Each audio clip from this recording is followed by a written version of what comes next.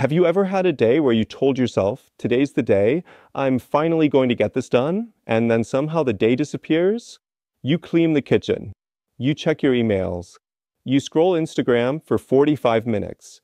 You watch 3 YouTube videos about productivity, and still, the thing you actually need to do remains untouched. Sound familiar? You're not alone. In fact, you're in very good company. Millions of people, from students to CEOs, deal with this exact pattern every single day. And if you're here watching this video, chances are you've had enough. You're tired of knowing what you need to do, but not doing it. You're frustrated with yourself. You feel stuck, maybe even ashamed. But I want to start this course by telling you something important, something no one ever told me when I was in that place. You're not lazy. You're not weak. And there's nothing wrong with you. What you're experiencing is something very real, very human, and very fixable. It's called procrastination, but not the way most people define it. See, most of us think procrastination is simply putting things off, that it's just poor time management or a lack of discipline, that we're too disorganized, too distracted, or just not motivated enough. And so we beat ourselves up. We try to push through with brute force. We make longer to-do lists. We download productivity apps. We promise ourselves, next time I'll do better. But nothing really changes. And here's why. Procrastination isn't about the task. It's about how the task makes you feel. Let me say that again, because it's the key to everything we'll cover in this course. Procrastination isn't about avoiding work. It's about avoiding uncomfortable emotions. Think about it. We don't usually procrastinate brushing our teeth or grabbing a coffee. Why? Because those actions don't trigger fear, shame, perfectionism, or uncertainty. But writing that report, starting that business, having that conversation, finishing that project, those things come with emotional baggage. They bring up doubt, pressure, self-judgment. So your brain, trying to protect you, goes looking for an escape. Something easier, something safer, something more rewarding right now. That's why we end up doing things that feel productive, like cleaning the desk or researching for hours online, but are actually just a distraction in disguise. Let me share a quick story from my own life. A few years ago, I had this idea for a passion project I was really excited about. I had the tools, the time, and even support from friends. But every time I sat down to start, I would suddenly feel stuck. I'd stare at the screen and my mind would go blank. Or I'd find myself on YouTube watching motivational videos. Ironic, right? What I realized was this: I wasn't avoiding the work. I was avoiding the possibility that it might not be good enough, that I might fail, or worse, that I might succeed and then have to keep delivering. That's when it hit me. Procrastination isn't a time problem. It's an emotional regulation problem. And science backs this up. Studies in neuroscience show that when we're faced with a task that triggers anxiety or uncertainty, the amygdala, the brain's fear center, lights up. This causes us to enter a mild stress response. Our prefrontal cortex, the part responsible for rational thinking and planning, temporarily shuts down.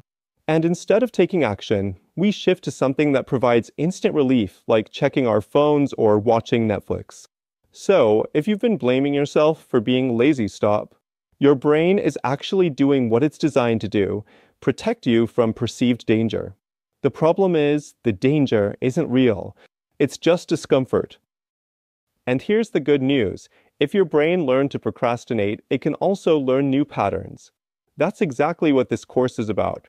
Over the next few modules, I'll guide you through a process that not only helps you understand why you procrastinate, but gives you tools to change it, one small shift at a time. We're going to rebuild your relationship with motivation, with focus, and most importantly, with yourself. No shame, no guilt, just real strategies that work. Before we wrap up this first video, I want you to do one thing. Think about a task or project you've been putting off for a while. Something important, but not urgent. Something that keeps showing up in your thoughts, but never quite makes it onto your finished list. Now ask yourself, what emotion does that task bring up? Is it fear? Uncertainty? Doubt? Boredom? You don't need to fix anything right now. Just notice it, because awareness is the first step toward change. In the next video, we'll dive deeper into what's actually happening in your brain when you procrastinate. I'll show you how dopamine, avoidance loops, and habit cycles keep you stuck, and how to gently interrupt them. This is not about pushing harder. It's about shifting smarter. And remember, you're not lazy. You're human. And you're capable of more than you think. And maybe now you're thinking, okay, I get it. I'm not lazy. It's emotional. But how do I stop this from happening again? That's a great question. And we'll get to the practical tools very soon. But first, let's zoom out for a second. Procrastination is not just a bad habit. It's a pattern of thinking, a pattern that's been reinforced over years. And what strengthens this pattern is not just the avoidance itself, but the guilt that comes afterward. You know what I mean, right? That feeling at the end of the day when you realize you didn't do what you planned. You feel disappointed, maybe even angry with yourself. You tell yourself, why can't I just be more productive? And the next morning, you start the day with that emotional hangover. Already behind, already stressed. This is the real trap. Not just putting things off, but building an identity around it. You start seeing yourself as the kind of person who never finishes things. That identity becomes your reality, and it's incredibly hard to change when you're stuck in that cycle. But guess what? Identities are stories, and stories can be rewritten. In this course, I'm not just giving you surface-level tricks. I want to help you rewrite your story.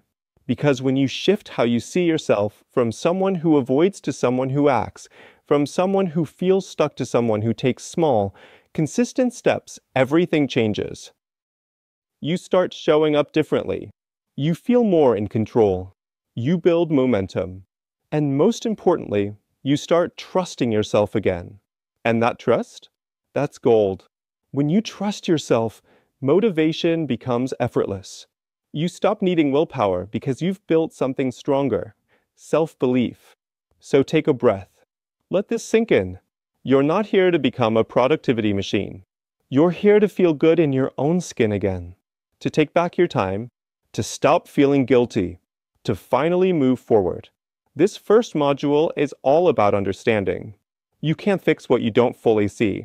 And now that we've peeled back the curtain on what procrastination really is, we can begin to change it not through pressure, but through awareness and intention. In the next lesson, we're going to break down what's happening in your brain chemically when you avoid something, and how to hack that system to work in your favor. It's going to be eye-opening and practical, so stay with me.